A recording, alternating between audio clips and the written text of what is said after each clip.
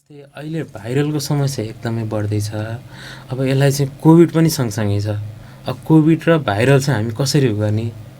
हैन जस्तै अब यदि भाइरल सामान्य फ्लू हो, इन्फ्लुएन्जाहरू जस्तो लाग्छ त्यसमा चाहिँ के हुन्छ भने हाच्छिउँ आउने, सिगान बग्ने, नाक बुझिने, टाउको दुख्ने, ज्वरो चाहिँ मन्द मन्द आएको जस्तो हुने, तर ज्वरो आएर जिउ तातेको जस्तो भएर त्यसबाट पानी चाहिँ शरीरबाट उडिरहेको हुन्छ, त्यसलाई चाहिँ आलस्य बनाउने गर्ने हुन्छ।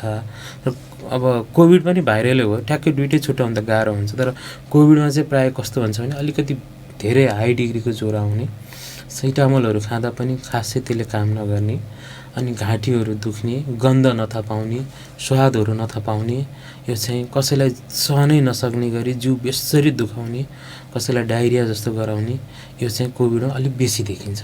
र अरू इन्फ्लुएन्जा, अरू भाइरलमा चाहिँ कोराइजा भन्छ, त्यसमा चाहिँ हाच्छिउँ आउने, सिगान बग्ने, नाक बुझिने, टाउको दुख्ने, यस्तो खालको समस्या चाहिँ अलिक बेसी देखिन्छ। यसबाट पनि हामी केही हदमा यो फ्लू हो कि कोभिड हो भनेर केही आइडिया हुनसक्छ।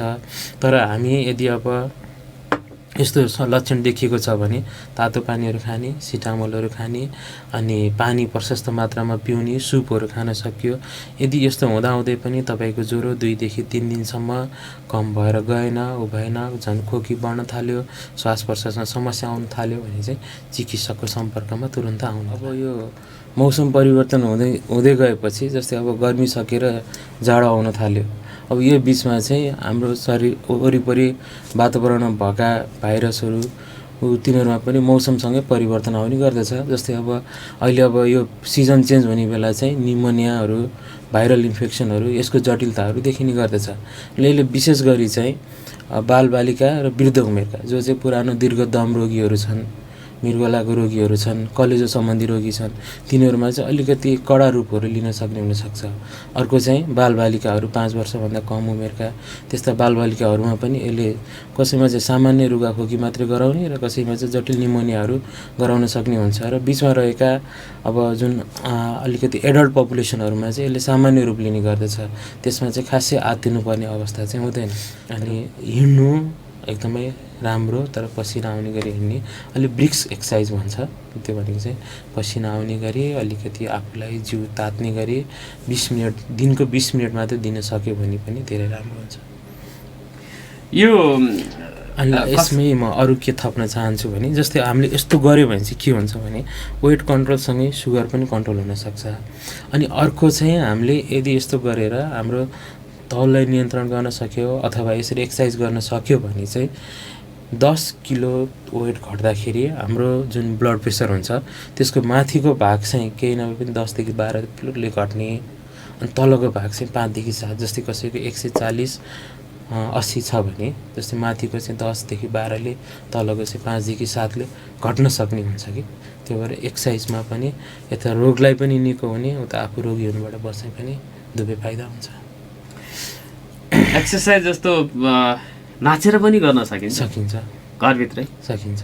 जुम्बा डान्स सकिन्छ मजाले, कम्तीमा आधा घन्टा हरेक दिन छुट्यायो भने सकिन्छ। यसै हुनसक्छ। परिश्रम नगर्दाखेरि मान्छेको लाइफस्टाइल सेडेन्टरी भयो, केही पनि हुँदैन। अनि उसले त्यसरी नगर्दाखेरि चाहिँ उनीहरूमा अलिकति अब जस्तै परिश्रम नगर्ने, काम नगर्ने मान्छेहरूमा चाहिँ मोटोपनको समस्या देखिन सक्ने हुनसक्छ। अर्को गएर पछि अब फिजिकली एक्टिभ नभएको मान्छेहरूमा र अलिकति खानामा बढी गर्ने मान्छेहरूमा चाहिँ पछि गएर डायबिटिजको समस्याहरू देख्न सकिन्छ हैन। अनि त्यसपछि अब प्रेसरहरूको समस्याहरू देख्न सकिन्छ। अनि अब एक्टिभ नहुँदाखेरि चाहिँ पछि गएर यो डिस्लिपिडिमिया भन्छ, जस्तै यो कोलेस्ट्रोल सम्बन्धीको समस्याहरू हुनसक्छ। त्यसले गर्दा अब पछि यी समस्याहरूले गर्दा पछि मानिसलाई रोगी बनाउने भयो, जस्तै हार्ट एट्याक, प्यारालाइसिसहरूको रिस्क बढाउने भयो, मृगौला बिग्रिने रिस्कहरू बढाउने भयो। अनि अर्को चाहिँ फिजिकल्ली एक्टिभ हुने मान्छेहरूमा चाहिँ अब फिजिकल्ली एक्टिभ हुनु चाहिँ शरीरको लागि राम्रो हो, तर यदि उनीहरूले आफ्नो कामलाई मात्रै ध्यान दिएर यता चाहिँ फेरि आफ्नो डाइटलाई, आफ्नो शरीरलाई भुल्यो भने चाहिँ उनीहरू पनि रोगी बन्न सक्छन्। नमस्कार आदरणीय श्रोता, स्वागत छ नागरिक सवालमा। म नारायण अवस्थी, प्रविधिमा साथ दिँदै हुनुहुन्छ आरडीजी र छोटोजीले। नागरिक सवाल बिहान 7:30 देखि 8:30 सम्म दिनेश एफएम 93.8 मेगाहर्ज, दिनेश खबरको फेसबुक पेज, लम्कीमा रहेको लम्की एफएम मोबाइल एप्लिकेसन र अनलाइनबाट सुन्न सक्नुहुनेछ। शनिबार बाहेक हरेक दिन नागरिक सवाल आउने गर्दछ र आज मैले नागरिक सवालमा कुराकानी गर्नको लागि सेती प्रादेशिक अस्पतालका फिजिसियन डाक्टर निशान भट्टराईलाई निम्त्याएको छु। उहाँसँग मैले अब यो अहिलेको मौसमी परिवर्तन सँगसँगै स्वास्थ्यमा देखा पर्ने केही जटिलताहरू को विषयमा कुराकानी गर्नेछु। त्यसबाट बच्नको लागि के गर्नुपर्ने हुन्छ, खास गरेर चाहिँ आमतौरमा हाम्रो स्वास्थ्यलाई स्वस्थ राख्नको लागि जुन एउटा रुटिन चेकअपका कुराहरू पनि छ त्यो गरिराख्नुपर्ने हुन्छ, त्यो विषयमा पनि कुराकानी गर्नेछौँ र स्वस्थ रहनको लागि के गर्न चाहिँ उपयुक्त हुन्छ भनेर त्यो पनि कुराकानी गर्नेछौँ। डाक्टर साहब स्वागत छ नागरिक सर। नमस्ते। आराम हुनुहुन्छ? ठिकै छ। डाक्टर साहब यो मौसम परिवर्तनसँगै स्वास्थ्यमा समस्या हुने गर्दछ। अहिले अब जाडो के अरे चाहिँ गर्मी सकाएर अब जाडोतिर हामी जाँदैछौँ। यस्तो अवस्थामा सबै उमेर समूहका कुन कुन उमेर समूहका मान्छेहरूमा के कस्ता खाले यो चाहिँ मौसम परिवर्तन भएपछि समस्या देखा पर्छ? रुगाखोकी ज्वरो आउने कुरा सामान्य छ, यसका अलावा के देखा पर्न सक्छ र तीबाट बच्न चाहिँ कस्तो सावधानीहरू अपनाउनु पर्ने हुन्छ? अब यो मौसम परिवर्तन हुँदै गएपछि जस्तै अब गर्मी सकेर जाडो आउन थाल्यो, अब यो बिचमा चाहिँ हाम्रो शरीर वरिपरि वातावरणमा भएका भाइरसहरू तिनीहरूमा पनि मौसमसँगै परिवर्तन आउने गर्दछ। जस्तै अब अहिले अब यो सिजन चेन्ज हुने बेला चाहिँ निमोनियाहरू, भाइरल इन्फेक्सनहरू, यसको जटिलताहरू देखिने गर्दछ। यसले विशेष गरी चाहिँ बालबालिका र वृद्ध उमेरका जो चाहिँ पुरानो दीर्घ दम रोगीहरू छन्, मृगलाको रोगीहरू छन्, कलेजो सम्बन्धी रोगी छन्, तिनीहरूमा चाहिँ अलिकति कडा रूपहरू लिन सक्ने हुनसक्छ। अर्को चाहिँ बालबालिकाहरू 5 वर्षभन्दा कम उमेरका त्यस्ता बालबालिकाहरूमा पनि यसले कसैमा चाहिँ सामान्य रुगाखोकी मात्रै गराउने र कसैमा चाहिँ जटिल निमोनियाहरू गराउन सक्ने हुन्छ। र बिचमा रहेका अब जुन अलिकति एडल्ट पपुलेसनहरूमा चाहिँ यसले सामान्य रूप लिने गर्दछ। त्यसमा चाहिँ खासै आत्तिनुपर्ने अवस्था चाहिँ हुँदैन, तर दीर्घ र बच्चाहरूमा चाहिँ अलिकति ध्यान दिनुपर्ने अवस्था हुन्छ। बालबालिकाहरूलाई कस्तो किसिमको ध्यान दिनु पर्यो? यो बिहानदेखि साँझसम्मको जुन मौसममा परिवर्तन भइराखेको हुन्छ, अब यो मौसम परिवर्तनसँगै उनीहरूलाई अब यसमा मौसमले गराएको चेन्ज अनुसार चाहिँ भाइरसबाट एट्याक हुने अथवा अरू अब जस्तै यो अहिले त बर्खा पनि हल्का सकिसकेको अवस्था छैन, यसमा पनि जस्तै पानीहरूबाट सर्न सक्ने रोगहरू, झाडा पखालाहरू त्यस्तोहरू पनि देख्न सकिने हुन्छ। अर्को चाहिँ अब यसबाट यिनीहरूलाई बचाउनलाई चाहिँ सफा शुद्ध पानीहरू दिने, त्यसपछि चिसोबाट बचाउनु पर्यो। चिसो मौसममा जाने बेला चाहिँ भाइरसमा चेन्ज आउने र त्यसले गर्दाखेरि एट्याक गर्ने हुन्छ। तातो चिजहरू खान दिने, न्यानो लुगाहरू लगाउने र उनीहरूलाई चाहिँ अलिकति यस्तो समस्याहरू देखियो भने चाहिँ सामान्य घरेलु उपचारहरू पनि दिन सकिन्छ र उनीहरूलाई आफूले चाहिँ निगरानी गर्नु पर्यो। यदि अब सास फेर्न गाह्रो भएको जस्तो छ, ज्वरो हनन्ती आयो, 2-3 दिनभन्दा पछिसम्म पनि कट्यो भने चाहिँ चिकित्सकको सल्लाह सुझाव पनि लिन सकिन्छ। सामान्य रुगा लाग्यो बालबालिकाहरूलाई भने के गर्ने?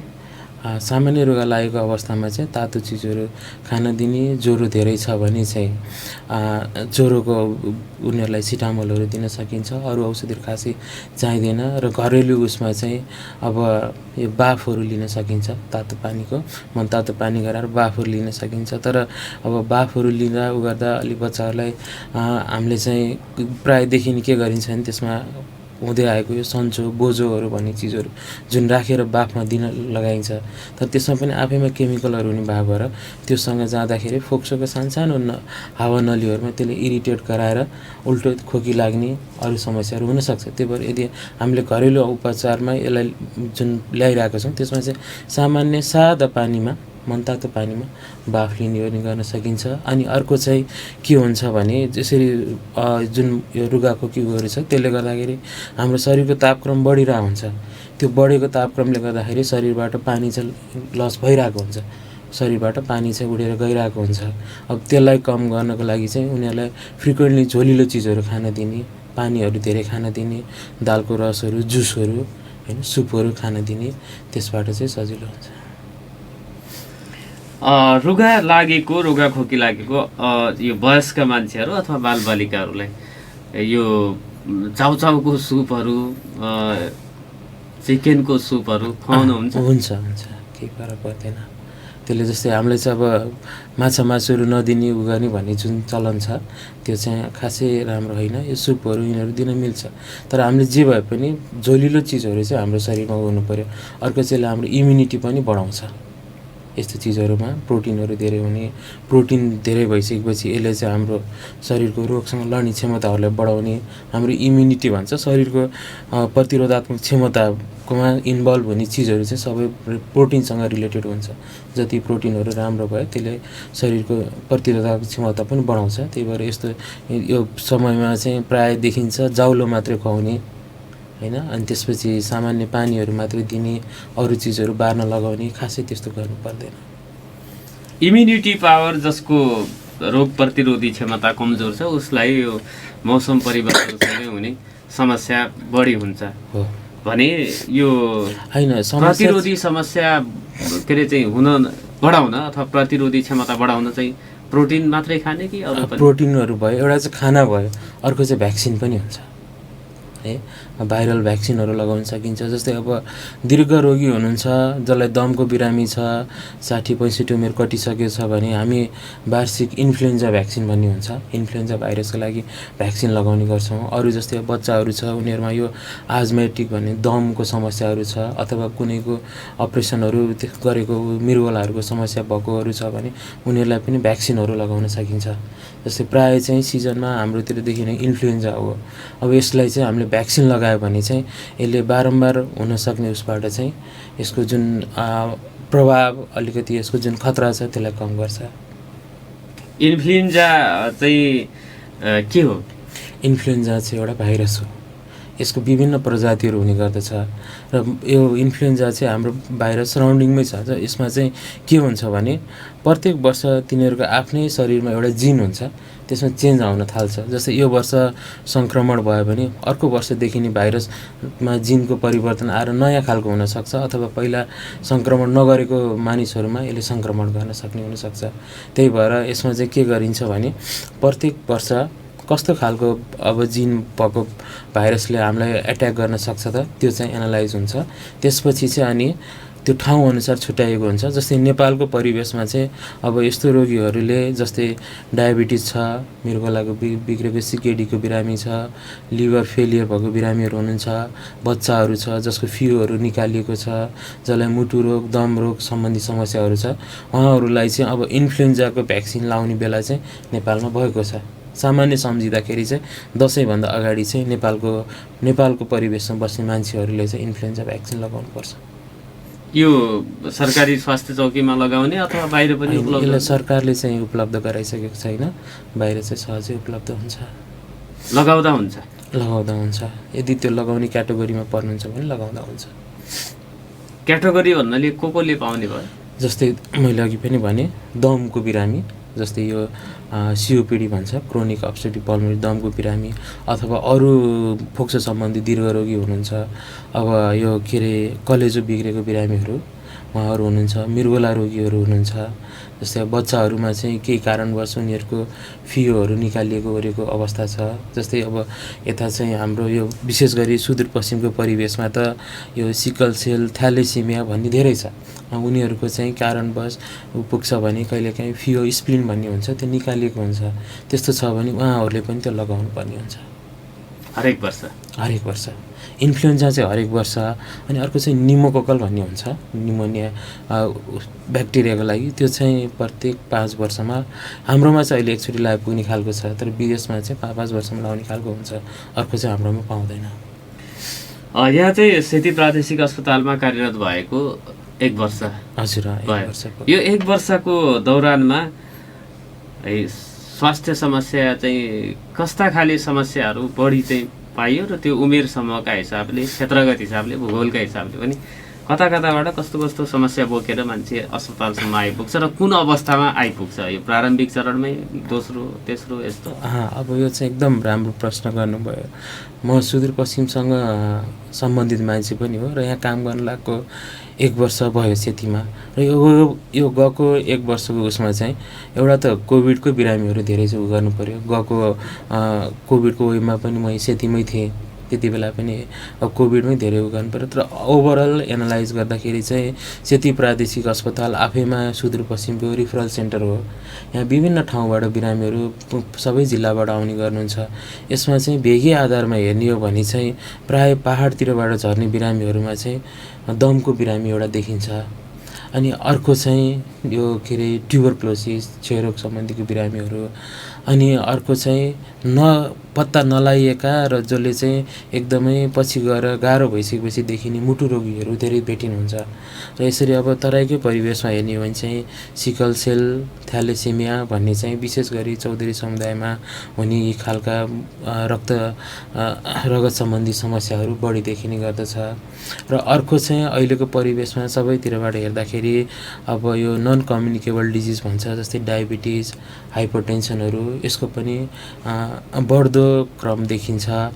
अनि अर्को चाहिँ अब अहिले सेतीमा प्राय बिरामीहरू चाहिँ रिफरल सेन्टर भएको भएर होला एकदमै अलिकति क्रिटिकल अवस्थामा आइपुग्नु भएको हुन्छ। तर हामीले चाहिँ आफ्नो स्रोत साधन भ्याएअनुसार उपचारमा उहाँहरूलाई कुनै कमी हुन दिएको छैनौँ र हामी आफ्नो प्रति सेटिस्फाई पनि छौँ। अब सीमित स्रोत साधनमा पनि उपचारहरू भइरहेकै छ।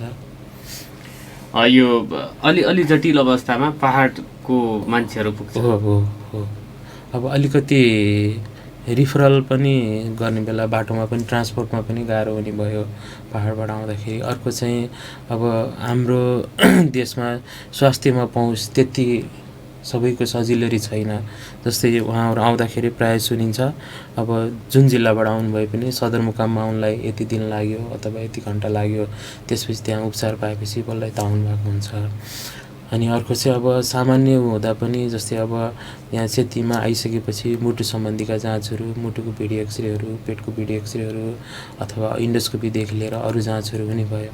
र त्यहाँ चाहिँ यस्ता उहरू चाहिँ अब त्यतिको लागि मान्छे यहीँ आउनुपर्ने र यहाँ आउँदाखेरि उनीहरूलाई अब सबै चिजहरू मिलाएर आउँदाखेरि कहिले आउन नै भ्याउने, कहिले अब जनचेतनाको अभावले हुने गर्दाखेरि चाहिँ बिरामीहरू अलिकति क्रिटिकल अवस्थामा आइपुग्नु भएको हुन्छ।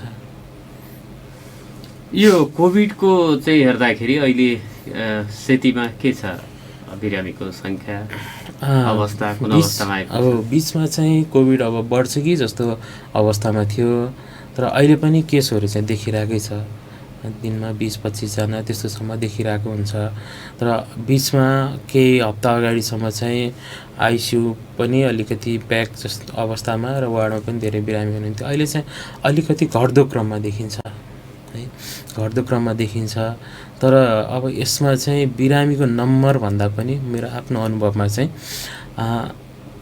एउटा बिरामी पनि नराम्रो हुनु त नराम्रो नै हुनु हो, उसको परिवारलाई त घाटा नै छ। त्यही भएर घट्दो क्रममा देखिए पनि आफूले अपनाउनु पर्ने जुन सावधानीका उपायहरू छन् त्यसलाई चाहिँ छोड्नु हुँदैन। तर कोभिड चाहिँ अलिकति घट्दो क्रममा चाहिँ छ। कुन क्षेत्रबाट त्यो बिरामी अहिले आइराखेको? पहाडतिरबाट छ? कैलाली कञ्चनपुरको पनि हुनुहुन्छ। अनि अलि देख्दाखेरि चाहिँ गएको केही हप्ताको अन्तरालमा यसरी हेर्दाखेरि चाहिँ अलिकति पहाडतिरबाट आउने बिरामीहरू जसले चाहिँ केही समय सामान्य रुगाखोकी होला ऊ होला भनेर घरमै उपचारको लागि गर्नुभयो, त्यसपछि अलिकति जटिल भइसकेपछि आउनु भएको बिरामीहरू पनि बिचमा अलिकति बेसी देखिएको थियो।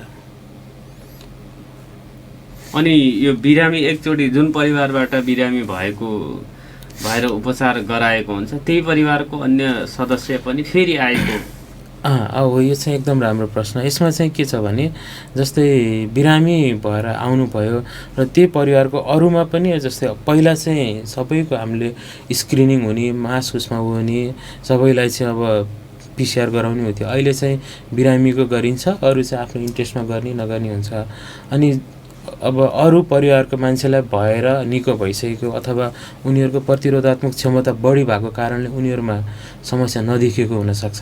तर जो चाहिँ बिरामी भएर आउनुभयो उसँग आउने कुराहरू उहाँहरूले पनि अलिकति आफूलाई त्यो परिवेशबाट बिरामीको नजिक जाँदा उ गर्दा पनि आफूलाई अलिकति सुरक्षा अपनाउनु भयो। जस्तै ग्लोभ्सहरू प्रयोग गर्ने, मास्क लगाउने, फ्रिक्वेन्टली ह्यान्ड सेनिटाइजर युज गर्नु भएकोमा चाहिँ देखिँदैन। र कसैमा चाहिँ फेरि घर गइसकेपछि जो कुरुवा हुनुहुन्छ उहाँहरू पनि सङ्क्रमण भएर आएको देखिरहेको हुन्छ। कुरुवा गर्दा गर्दै बिरामी ठिक हुन्छ, कहिलेकाहीँ चाहिँ कुरो आफै भएर आउनुभएको हुन्छ, तर अनि कुरुवा बस्ने फेरि बिरामी भएर कहिलेकाहीँ चाहिँ देखिन्छ। तर त्यसमा देखिनेमा चाहिँ जो चाहिँ अलिकति हामीले अलिकति सावधानी अप्नाएर गर्नुहोस् भने अब बिरामी हो, बिरामीलाई केयर त पाउनुपर्छ, तर हामी आफै स्वयं डाक्टर नर्सहरू भित्र जाने बेला पनि पिपी लगाएर सबै सेट लगाएर जाने गर्छौँ। उहाँहरू पनि जस्तै त्यहाँ अहिले त सबै उसको अस्पतालबाटै गरिन्छ, र केही भएर भित्र जानुपर्ने उ गर्नुपर्ने कारण आयो अथवा बिरामीको नजिक जाँदा मास्क लाउने, ग्लोभ्स लाउने, त्यो लगाइसकेपछि त्यसलाई निकालेर फाल्ने, सेनिटाइजरहरू प्रयोग गर्ने हामीले सिकाउँछौँ। तर अब थोरै मान्छेहरूमा चाहिँ त्यस्तो देखिएको पनि हुन्छ। तर कोभिडमै पनि जस्तो पहिला जस्तो डराएर आत्तिएर जो आउँथ्यो बिरामी, हजुर अहिले त्यस्तो छ कि के छ? अहिले अलि सिनारियो चाहिँ कम छ। बिचमा बिरामी आफै आत्तिएको चाहिँ हुँदैन, आफै अहिले चाहिँ कम छ। बिचको यो गएको लहरमा चाहिँ अलिकति ज्वरो आउने बित्तिकै आत्तिने, वैशाख जेठमा त निकै हो त्यति बेलाको वरिपरिको यो जुन जस्तै विभिन्न अब हस्पिटलको बेडकै अभावदेखि लिएर विभिन्न चिजहरू भयो नि त। अनि त्यसमा चाहिँ जस्तै मैले अब पिसिआर गरेँ भने भोलि केही गाह्रो भयो भने मैले अब केयर पाउन सक्छु भन्ने चाहिँ मान्छेमा डर थियो। त्यो भएर त्यति बेला चाहिँ धेरै हुन्थ्यो। अब अहिले चाहिँ कम हुँदै गएको भएर चाहिँ आफै आउने चाहिँ कम देखिएको छ। आफै मलाई भयो कि जाँच गर्छु भनेर आउने चाहिँ अहिले चाहिँ कम देखिएको छ। अर्को यो सुदूरपश्चिमको स्वास्थ्य समस्यामा मुटुका बिरामी र क्षयरोगको बिरामीहरू, दमको अवस्था के छ? दमको अवस्था पनि बढ्दो क्रममै छ। अहिले चाहिँ अब यो ट्रेन्ड देख्दाखेरि चाहिँ सरुवा रोगभन्दा चाहिँ जुन चाहिँ नसर्ने खालको रोगहरू जस्तै दमहरू, मुटु सम्बन्धी रोगीहरू, अब यो प्रेसर सुगर सम्बन्धी चाहिँ सिफ्ट हुँदैछ जस्तो देखिन्छ। सुदूरपश्चिमको परिवेशमा चाहिँ दमको रोगीहरू अलिकति बढ्दो क्रममा छ र धेरै पनि हुनुहुन्छ। र अर्को चाहिँ डाटाहरूले पनि के देखाउँछ भने सुदूरपश्चिममा चाहिँ यो जुन टिबीको अरू प्रदेशभन्दा 7 नम्बर प्रदेशमा धेरै हुनुहुन्छ। कारण चाहिँ त्यसको अब कारण यसमा चाहिँ हुनसक्ने के हुनसक्छ एउटा भने अब यो अलिकति रोगको प्रतिरोधात्मक क्षमताहरू कम हुने, जस्तै यसमा गरिबीसँग जोडिन्छ होला। गरिबी एउटा भयो। अर्को चाहिँ जस्तै अब अलिकति यो एचआइभी सङ्क्रमितहरू तिनीहरू भयो, तिनीहरू पनि अलिकति यसको चाहिँ बढी देखिन्छ। त्यसमा के छ भने रोगको क्षमता तिनीहरू घट्ने भयो, त्यसमा टिबीको सङ्क्रमण बढी हुने भयो। अनि अर्को चाहिँ अब यो धुम्रपानहरूको बढी प्रयोग, अनि अर्को मुख्यतः गरिबी, अनि ओभर क्राउडिङ भन्छ। अनि अर्को चाहिँ अब अलिकति नाकाहरू खुल्ला भएको र यसमा चाहिँ सहजै स्वास्थ्यसँग पहुँच पनि नभएको भएर त्यो हिसाबले पनि बढी देखिने गर्दछ। खास गरेर यो दम भयो, मुटुसँग सम्बन्धित बिरामी र क्षयरोगको कुराहरू, यो त गरिबीसँग प्रत्यक्ष जोडिएको छ। अब यसमा चाहिँ यो मुटु सम्बन्धी रोगीहरू जस्तै गरिबीसँग रिलेटेड छ। बच्चाहरूमा बात हुन्छ मुटु सम्बन्धी समस्या, जो चाहिँ अलिकति पोर लो सोसियोइकोनोमिक स्टाटा भन्छ, अलिकति आफ्नो गरिबीको तल्लो रेखामा पर्ने मान्छेहरूमा बढी देखिन्छ। अनि अर्को चाहिँ अब टिबी पनि त्यस्तै भयो। अनि दमहरू पनि त्यस्तो खालको पपुलेसनमा अलिकति बढी देखिने गर्दछ। र अर्को चाहिँ अब मुटु सम्बन्धी समस्याकै कुरा गर्दाखेरि अरू समस्या जसले गर्दाखेरि हुने चाहिँ भयो, जस्तै अब डायबिटिज भएर पछि गएर मुटु बिग्रेको छ, प्रेसर भएर मुटु बिग्रेको छ भने यो चाहिँ अलिकति माथिको अलिकति सक्षम वर्ग भनौँ न, उनीहरूमा पनि बेसी देखिने गर्दछ।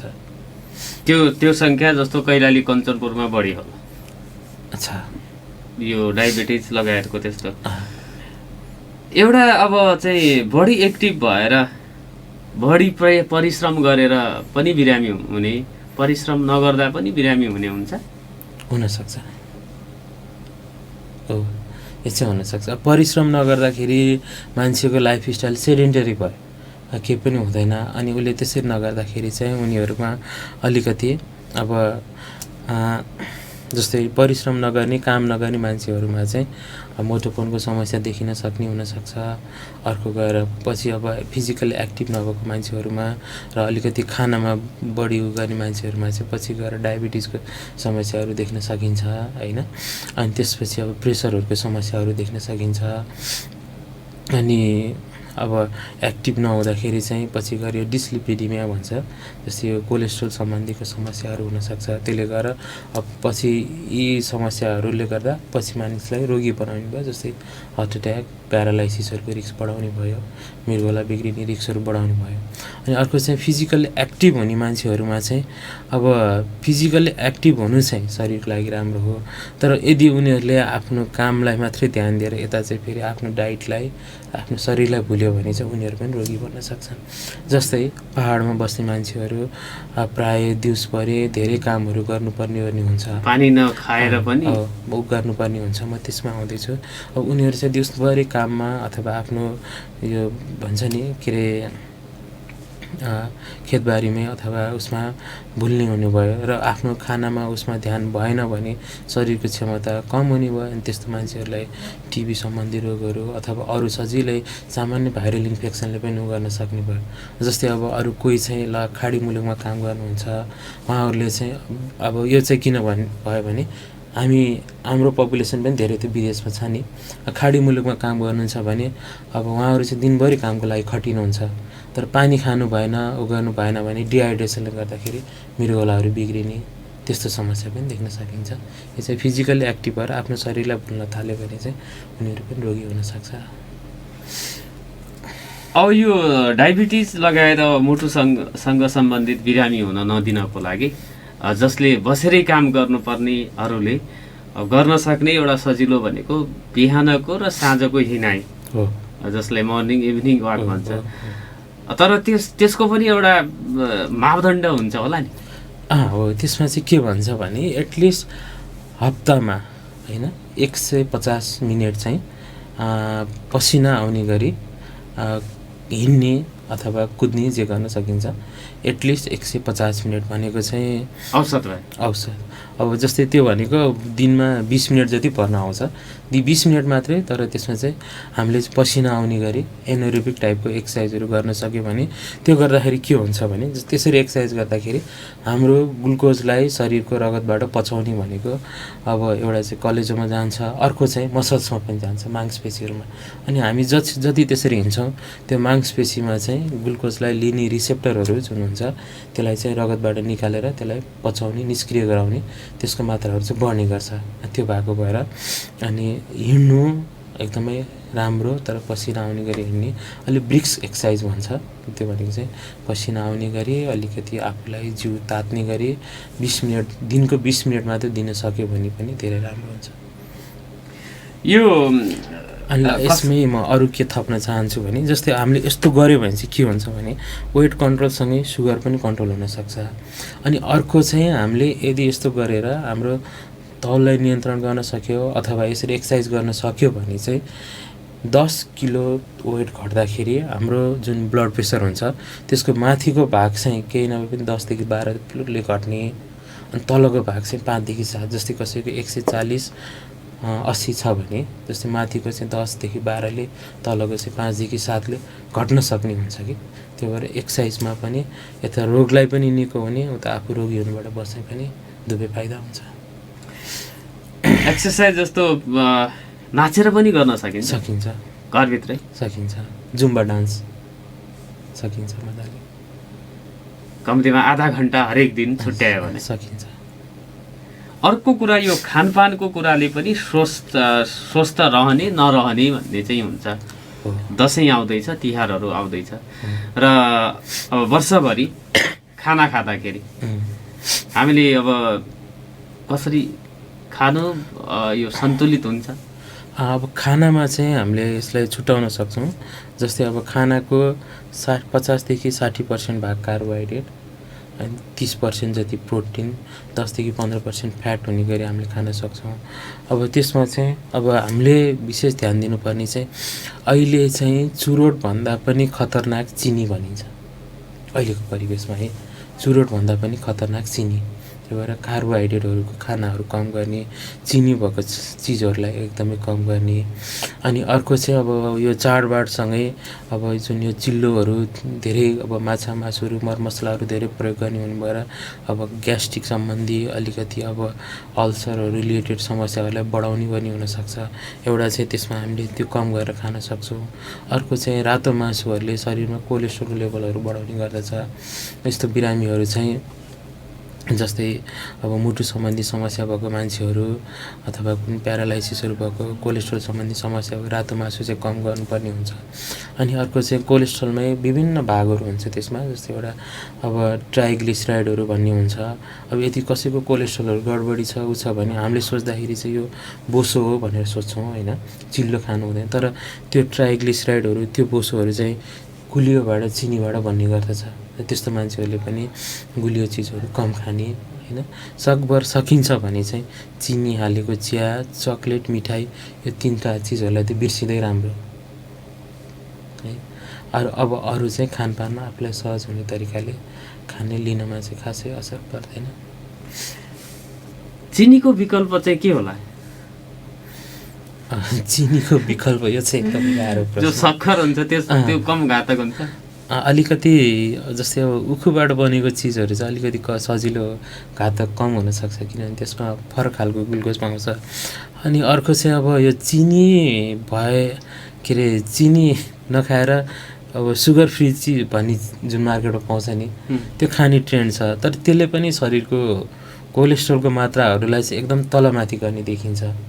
त्यो हुँदाखेरि चाहिँ फेरि अब अरू चिजहरू रक्तनली सम्बन्धी समस्याहरू जस्तै हार्ट एट्याक, प्यारालाइसिसहरू भयो, यसको रिस्क पनि बढ्छ।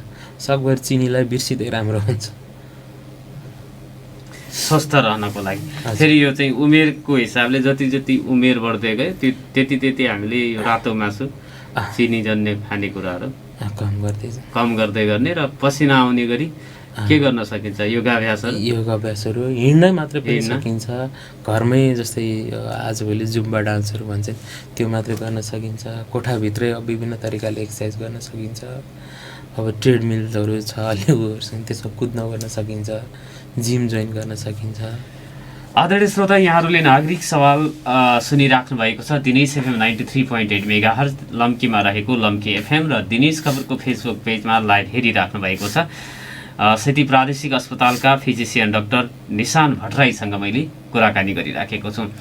8 बज्नै आँटेको छ। 8 बजेपछि तपाईँहरूका फोन कल लिनेछु। 091-710-216 तपाईँहरूका केही स्वास्थ्य समस्याहरू, त्यस्तो प्रश्नहरू, स्वास्थ्यसँग सम्बन्धित कुनै जिज्ञासा छ भने 091-710-216 फोन गरेर डाक्टर साहबलाई यहाँहरूले सोध्न सक्नुहुनेछ र तपाईँहरूका फोन कल लिँदै मैले संवाद गर्नेछु। पुनः स्वागत छ आदरणीय श्रोता नागरिक सवालमा डाक्टर निशान भट्टराई हुनुहुन्छ, सेती प्रादेशिक अस्पतालका फिजिसियन डाक्टर हुनुहुन्छ।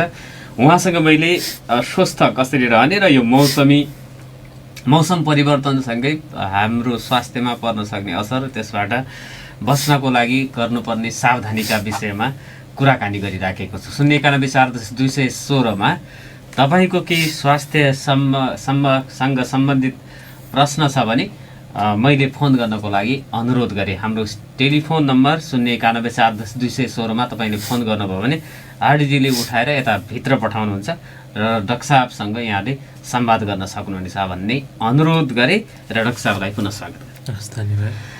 डाक्टर साहब, हामी कार्यक्रमको अन्ततिर छौँ र अब यो अहिले उमेरको हिसाबले बिरामी भएर आउने ट्रेन्ड बढी छ अथवा कम उमेरमा पनि जस्तो अब प्रेसर, सुगरका कुराहरू थोरै यो 30 वर्षभन्दा तलको मान्छेलाई पनि हुने क्रम बढेको, प्रेसर सम्बन्धी समस्याहरू यो चाहिँ के कारणले भयो भन्ने अब रिसर्चहरू भएका होला नि मेडिकल क्षेत्रमा, के देखाउँछ यसले? अब जस्तै यो चाहिँ कस्तो थियो भने पहिला अब मुटु दुखेर कोही बिरामी आयो भने 50-40 वर्षभन्दा मुनिको छ भने मुटुको हार्ट एट्याक भन्ने शङ्कै नगर भन्ने हुन्थ्यो। कुनै बेला हामी भर्खरै मेडिकल क्षेत्रमा पढ्दै गर्दाको अवस्थामा त्यो चाहिँ एकदमै कममा राखिन्थ्यो कि। तर अहिले चाहिँ यो ट्रेन्ड बढ्दो छ। भर्खरै नेपालकै सिनारी हेर्ने हो भने अस्ति भर्खर केही हप्ताको अगाडिको कुरा हो, 25 वर्षको युवकलाई हार्ट एट्याक भएको भेरी अस्पताल नेपालगञ्जमा हामीले त्यो देख्यौँ होइन। काठमाडौँ हुँदाखेरि 32 वर्षकोमा देख्थ्यौँ। अहिले पनि यता सुदूरपश्चिममा मैले पनि 28-30 वर्षको बिरामीहरूमा पनि प्रेसरको समस्याहरू देखिरहेको हुन्छु। अब यसमा चाहिँ आफैमा पनि गराउन सक्ने समस्याहरू हुनसक्छ। जस्तै मृगौला रोगी छ भने प्रेसरको समस्या, अथवा अर्को चाहिँ यो कहिलेकाहीँ मुटुको समस्याहरूले जो चाहिँ जन्मजातै हुनसक्ने खालका समस्याहरू र गराउन सक्ने खालका हुनसक्छन्, जसलाई हामी सेकेन्ड्री कज भन्छौँ। तर यो 5% मात्रै हुने गर्छ। र अहिले चाहिँ कारण बिनाका पनि र जो प्राइमेरीमा गर्न सकिने खालका प्रेसरका बिरामीहरू कम उमेरमा पनि देखिन थाल्नु भएको छ।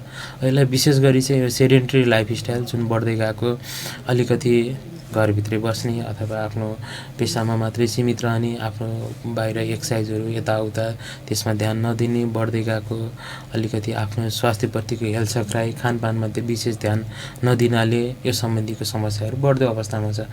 जस्तै अब मैले भनिहालेँ सुगर, चुरोट हुँदा नि खतरनाक मानिन्छ अहिलेलाई। जस्तै अब यो कोल्ड बेभरेजहरू, कोकाकोला, फ्यान्टा, यिनीहरूको अति प्रयोग यसले गर्दाखेरि। अनि अर्को चाहिँ अब खानपानमा यो जुन बाहिरबाट हामीले खाने गरेका, अहिले चाहिँ घरमा पकाएको रोटीभन्दा होटलको पराठालाई राम्रो मानिन्छ होइन। धेरै खान्छ मान्छेहरू, फेभर गर्छन् घरमा पकाएको सामान्य हामीले पकाउने तरिकाको मासुभन्दा होटलमा बनेको फ्राइड आइटमहरू। यो खानपानले गर्दाखेरि र आफ्नो यो बढ्दै गएको अलिकति निष्क्रिय लाइफस्टाइलले गर्दाखेरि पनि यो रोगहरू बढेको हुनसक्ने देखिन्छ। यो खास गरेर बच्चा बालबालिकाहरूमा स्वास्थ्य समस्या अहिले पनि उनीहरू बालबालिका हुँदै पनि नआओस् र भोलिका दिनमा पनि नआओस् भन्नको लागि यो अभिभावकहरूले के कुरामा बढी चनाखो हुनुपर्ने हुन्छ? अहिले एउटा अब सेडेन्ट्री लाइफ बालबालिकाको तहबाटै सुरु भएको छ, मोबाइल ग्याजेटको कारणले गर्दाखेरि के गर्न उपयुक्त हुन्छ यस्तो? अब यसमा पनि विभिन्न अब विश्व स्वास्थ्य सङ्गठनले गाइडलाइनहरू पनि दिएको छ। जस्तै अब आजभोलि के देखिन्छ भने बुवा आमाहरू चाहिँ कतै व्यस्त रहने, बच्चालाई चाहिँ एउटा मोबाइल समाइदियो, खेलेर बस्छ भन्ने। तर त्यसमा चाहिँ जुन त्यसबाट आउने किरण हुन्छ, बच्चाको टाउको बाहिरपट्टिको हड्डी जुन हुन्छ राम्रोसँग विकसित भइसकेको हुँदैन। अनि त्यसबाट मोबाइल फोन बज्दाखेरि, मोबाइलमा फोनहरू आउँदा जुन त्यसको विकिरण हुन्छ, त्यसले गर्दाखेरि दिमागमा एकदमै असर पर्ने देखिन्छ। अझ भनियो भने त स्कुलको वरिपरि जहाँ बालबालिका धेरै हुने गर्छ त्यो ठाउँ वरिपरि फोनको टावरहरू पनि राख्नु हुँदैन भन्छ। अब यस्तै हिसाबले हेर्दाखेरि जस्तै अब 5 वर्ष जस्तै 3 देखि 5 वर्षको उमेरको बच्चाहरूलाई दिनमा 20 मिनटभन्दा बढी मोबाइलहरू खेलाउन नदिने पनि भन्छ। त्यो हिसाबले यस्तो ग्याजेटहरूबाट उनीहरूलाई टाढा राख्ने, अरू भित्री घरभित्रै खेल्न सक्ने इन्डोर गेमहरू जस्तै क्यारम बोर्डहरू, चेसहरू त्यसमा अथवा बाहिरको उसमा गर्ने। अनि उनीहरूलाई चाहिँ अलिकति अब ग्याजेट्सको युज गरेर पढाउनु भन्दा पनि विभिन्न खालका रङ्गीन किताबहरू हुन्छ, उयोहरू हुन्छ, त्यो हिसाबबाट उनीहरूलाई त्यसमा ध्यान दिन सकिन्छ, पढाउनु गर्न सकिन्छ। अनि अर्को चाहिँ उनीहरूलाई अब निरोगी राख्नलाई पनि एउटा चाहिँ सबैले सम्झिनुपर्ने भनेको हाम्रो शरीरमा इम्युनिटी बढाउनु भनेको भ्याक्सिन हो। भ्याक्सिनहरू जुन नेपाल सरकारले बनाएको छ, जुन सेड्युल अनुसार लगाउनु पर्ने हुन्छ, त्यो कुनै पनि छुटाउनु हुँदैन। अनि खानपानहरूमा विशेष ध्यान दिनु पर्यो। उनीहरूको बढ्दो उमेर हुन्छ, उनीहरूलाई त्यो अनुसार प्रोटिनहरू, त्यो अनुसार क्यालोरीहरू चाहिने हुन्छ, त्यसमा विशेष ध्यान दिनु पर्यो। यो ग्याजेट्सहरूबाट टाढा राख्नु पर्यो। अनि अलिकति फिजिकल्ली एक्टिभ हुनलाई चाहिँ सानैदेखि सिकाउनु पर्ने हुन्छ, कसरतहरू। अनि अर्को चाहिँ हाइजेनिक ह्याबिटहरू। अब हाइजेनिक खानाकुरा, सफा चिजहरू खाना बानी बसाल्ने, बाहिरको यो जुन खानाहरूलाई चाहिँ कम प्रयोग गर्नुपर्छ भन्ने खालको। किनभने उनीहरू त भर्खरै कुमारले बनाउन लागेको माटोको भाँडा जस्तो भन्छ नि बच्चाहरूलाई, जुन सेप दियो त्यही नै बन्ने हो भोलि गएर। यसरी नै सानैदेखि नै उनीहरूमा यस्तो खालको कन्सेप्टहरूको विकास गराउनुपर्छ। स्वस्थ नागरिक त्यसपछि भन्छ। अब यो अहिलेको स्थिति जुन अब कोभिडको चपेटामा जनस्वास्थ्य रहेको अवस्थामा स्वस्थ रहनको लागि बाहिर अब हिँड्न जस्तो पनि छैन सबै ठाउँमा। धनगढीमा मर्निङ वाक गर्ने सुविधा त्यति राम्रो छैन भने घरभित्रै योगाभ्यासहरू गर्न सकिन्छ। करेसाबारीमा काम गर्न सकिन्छ होइन। घरभित्रै करेसाहरू, खेत बालीहरू गोडमेल गर्न सकिन्छ। बिहान घरमै योगा झाडो पोछा लगाउँदाखेरि पनि आउने पसिनाले पनि एक्सर्साइजै त होला नि त्यो। जसरी भए पनि हाम्रो शरीरमा क्यालोरीको बर्न हुनु पऱ्यो।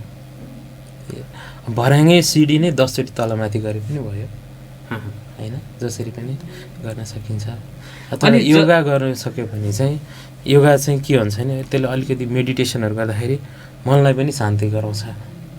एउटा त्यो भयो। अलिकति अब अहिले जो कोभिडले गर्दाखेरि कतिजना त अब आफ्नो आफन्तहरूबाट टाढा हुनुभयो होला, कतिले भेट्न पाउनु भएको छैन होला। अब कतिहरूको अब हुन्छ नि अहिले व्यापारी उसको हिसाबले अरू हिसाबले पनि कोभिडले केही असर गरेको छ होला। त्यस्तो मानिसहरूलाई चाहिँ योगाहरू सँगै भयो भने यता दुवै कामहरू हुने भयो, मनलाई पनि स्थिर राख्ने भयो, स्ट्रेस तनावहरू कम गर्ने भयो। योगामा पनि फोकस गर्न सकिन्छ। र हाम्रो कामको आधारमा हामीले खाने खानाको छनौट पनि त्यो हुनु पर्यो। हो, त्यो खाना चाहिँ अब यताबाट कामको आधारमै क्यालोरी भयो भने चाहिँ राम्रो हुने भयो। अब काम चाहिँ भएन, अब दिनमा जस्तै चक्लेटहरूको धेरै प्रयोग गर्ने, कार्बोहाइड्रेटहरू धेरै खाने, तर लाइफ चाहिँ सेडेन्ट्री भयो भने चाहिँ फेरि कुरा मिलेन। मासुकै कुरा गर्दाखेरि पनि यो रातो मासु र सेतो मासु, रातोमा चाहिँ अलिकति अब यो कोलेस्ट्रोलको मात्राहरू बढाउन सक्ने हो नि भन्ने हुन्छ।